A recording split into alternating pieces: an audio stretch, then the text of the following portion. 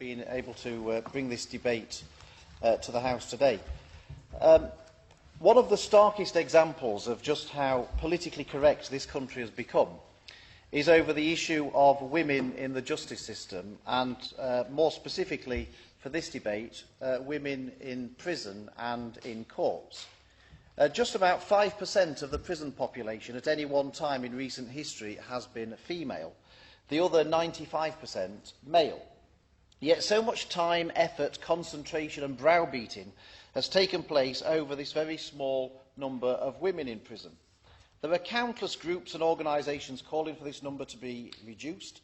There are far too many politicians, male as well as female, willing to trot out politically correct nonsense on the subject, repeating facts that don't bear any scrutiny at all. And there are far too many calls for something to be done, a problem that by anybody's standards it's hard to see exists based on the actual evidence.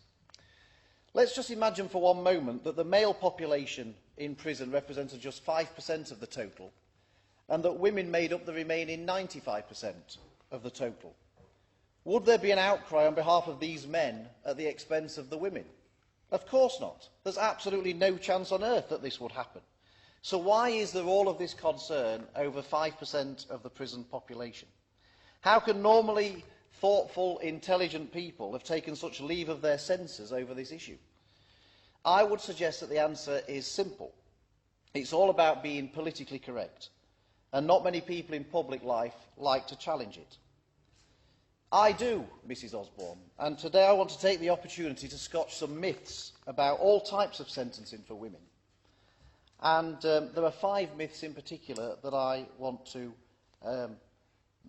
bust. There's an old political maxim that if you tell a lie often enough, people will believe it's true. And I can only conclude that this has happened on this particular issue. And the story for me, Mrs Osborne, begins really because I heard this particular lie so many times from people that women are more likely to be sent to prison than men, they're treated much more harshly by the courts. And I was taken in by it too. I presumed it was true because I'd heard it so often. I thought it must be true. And I thought it was an absolute outrage. And it prompted me, I was so outraged by this inequality in sentencing that I decided to do some research into it. And as many people know, I spend an awful lot of time researching matters to do with prisons and sentencing and justice. And I wanted to get to the bottom of why women were being treated so badly. So imagine my surprise when, having looked upon all the evidence, it wasn't that women are treated more harshly by courts when it comes to sentencing them. The absolutely unequivocal evidence is that, on the contrary, women are actually treated far, far more favourably by the courts when it comes to sentencing than men. And there are 5 particular myths that I want to expose today. The first myth is quite a simple one. The myth is that women are very likely to be sent to prison and are more likely than men to be given a custodial sentence. Mrs Osborne, this is quite simply untrue. Everyone I've spoken to who is involved with the justice system confirms anecdotally that this is not the case. But let's not just take their word for it, let's look at the facts. I asked the House of Commons Library to provide the evidence that more women were being sent to prison than men, as I'd been told was the case. Not only did they not provide this information, they confirmed that the exact opposite is in fact true.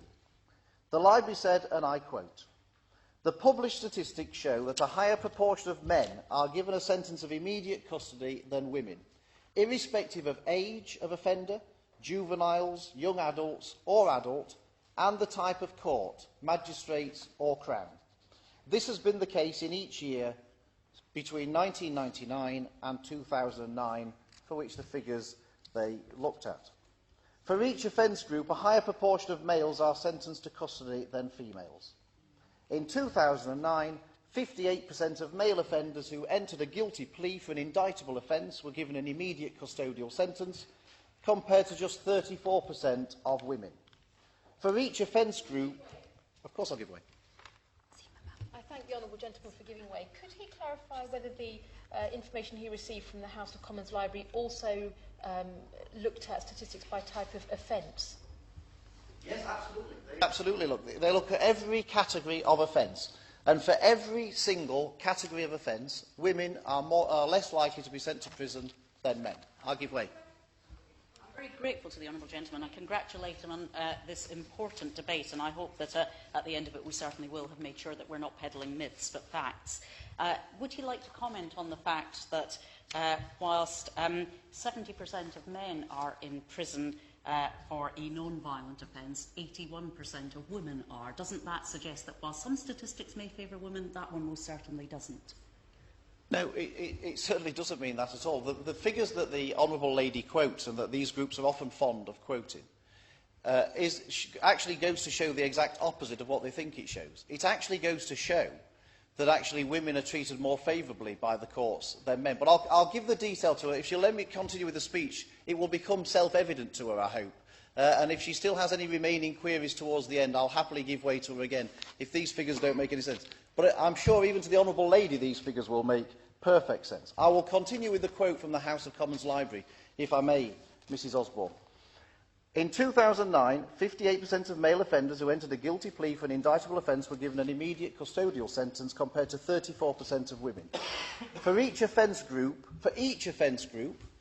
a higher proportion of males pleading guilty were sentenced to immediate custody than females.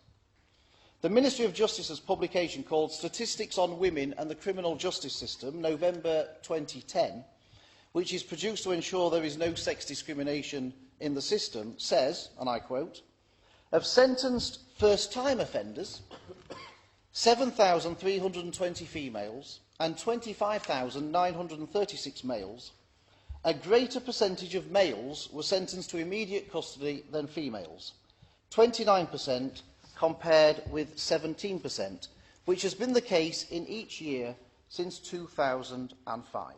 So those people who have had the briefing from the Prison Reform Trust, which tries to persuade them that women with no previous convictions are more likely to be sent to prison than men, that is categorically not the case, as the Ministry of Justice's own publication makes abundantly clear. Of course I will. I'm very grateful for him giving way, and I do congratulate him for providing us with this opportunity to help him with his understanding of this issue. But isn't it right that convictions for first offence for women offenders for the same offence, they are more likely to receive a custodial sentence? And I don't think he's got the figures for that. No, they're not, Mrs Osborne. That's the whole point. They are not. For every category of offence, men are more likely to be sent to prison than women. And according to the Ministry of Justice's own publication, first-time offenders, men are not just slightly, they're much more likely to be sent to prison than women. That is the fact. So if I can just explain again, what I'm saying is that for the same offence for the first time. Now, what the gentleman has the figures for is first-time offending overall and for different categories of offence. But if you take the same offence for men and for women, for the first conviction, they are more likely to get a custodial sentence. No, they are not, Mrs Osborne. They are not. And I've got, for the benefit of the Honourable Lady, I've got every single category of offence, and I've got the likelihood of men and women for exactly the same offence being sent to prison. I'm afraid what she's saying is simply not the case. The Home Office undertook statistical research some years ago to try to ascertain the best comparison for similar situations. Report that it was a Home Office research study, 170, Understanding the Sentences of Women, edited by Carol Hederman and Lorraine Gelsthorpe. This research looked at 13,000 cases and concluded that women shoplifters were less likely than comparable males to receive a prison sentence. Among repeat offenders, women were less likely to receive a custodial sentence. Women first offenders were significantly less likely than equivalent men to receive a prison sentence for a drug offence. The Ministry of Justice's publication I mentioned earlier also covers the issue of pre-sentence reports and their recommendations for sentences in the courts. It says in 2009 a lower proportion of women who had a pre-sentence report that recommended immediate custody went on to receive this sentence than men. 83% of women who were recommended for immediate custody were sentenced to prison, whereas 90% of men were. For all other sentence options recommended in pre-sentence reports, suspended sentence order, all community sentences or fines, a higher proportion of males received custodial sentences than females. So even probation officers, and we all know how soft on sentencing they are, Even probation officers are recommending a higher number of custodial sentences than are actually given, and women again are on the receiving end of this particular benefit. Of course I will.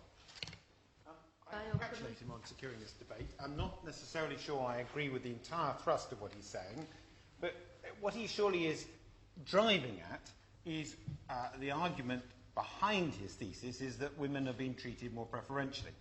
Would he accept at the very least that one of the reasons why women should, I suggest, be treated more preferentially, as the mother of children, they are in a position that they are therefore have got to look after those who might, if they are not present and able to support them, lapse into the criminal justice system, which is one thing which I'm sure he would wish to agree with.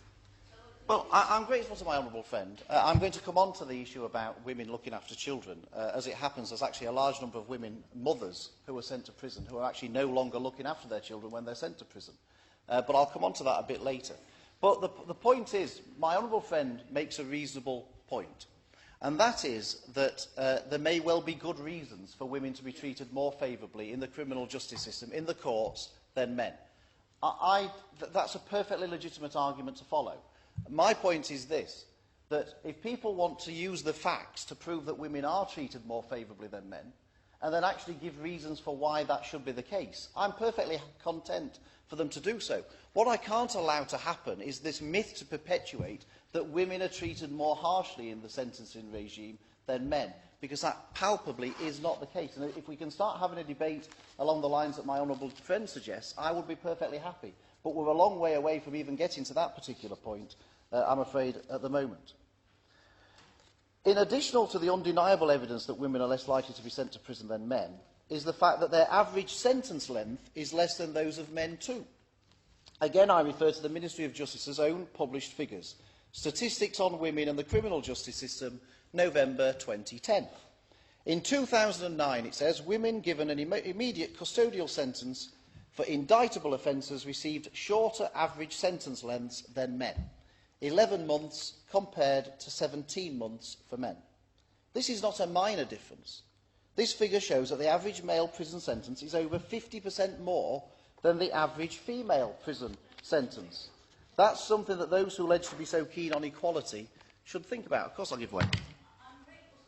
And it is, of course, important to understand what some of the factors behind these figures might be. For example, a substantially higher proportion of women in prison are first-time offenders, 29% compared with 12% of men. Naturally, therefore, you would expect the sentencing for first-time offenders to be set at a lower level than for those with a pattern of offending behaviour. Now, I'm not suggesting, Mrs Osborne, that explains all of the difference in the figures, but I do think that it's important that the honourable gentleman gives us the full analysis and not just the headlines. Well, it's equally important, Mrs Osborne, that the honourable lady listens to what I'm saying, because if she had have been listening to what I'm saying, rather than perhaps wrapped up in her brief from the Prison Reform Trust, she would have known that I'll just repeat it for her benefit. We've all heard it once, but I'll repeat it for her benefit. This is from the Ministry of Justice's own publication, Statistics on Women and the Criminal Justice System. Of sentenced first-time offenders, 7,320 females and 25,936 males, a greater percentage of males were sentenced to immediate custody than females, 29% compared with 17%, which has been the case in each year since 2005. So rather than the honourable lady suggesting that more female first-time offenders are more likely to be sent to prison than men, that is simply not the case. She's saying that a higher proportion of women in prison are first-time offenders. That's because they're so less likely to be sent to prison unless they commit particularly serious offences where the courts have got no option but to send them to prison. It's a complete distortion of the facts, and the Ministry of Justice publication makes that perfectly clear. Of course. My benefit, could the honourable gentleman just explain to me, for my benefit, clarify is probably the better word, but do all of these statistics take into account the type and gravity of offence? You didn't frankly have the balls to put country before party.